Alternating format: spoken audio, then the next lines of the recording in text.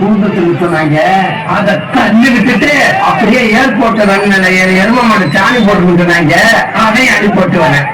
பதவியை குடிச்சு வந்துருக்க மணிக்கான மிதிக்கான்னு சொல்லுவாங்க. அன்னைக்கு காப்பி சாப்பிட வச்சு அண்டாவை கழுவி கழுவி பொண்ணு ஊட்டுனா வரலையா? இன்னைக்கு எவ்வளவு ஓடி போயிட்டு வந்து உங்களை கூப்பிட்டா நாளைக்கு போன போட்டு வாசு வாசு வாசு எங்க வீட்டுக்கு வேலைக்காரி வரல அந்த வாச சொல்லிட்டு கோலம் போட்டு கொண்டுவா அத்தனை போன் பண்ணி வாசு வாசு எங்க ஆத்தாளுக்கு உடம்பு முடியல வந்து கார குழம்பு வச்சு கொண்டுவா. நீங்களே காய்கறி வாங்கிட்டு போய் கார குழம்பு வச்சு அவன் ஆத்தாளுக்கு அப்பனுக்கு சேர்த்து ஊட்டிக்கிறாங்க. பண்ண வெடிச்சுதான் இன்னொரு பாட்டு வாங்கிட்டு எந்த போயிட்டு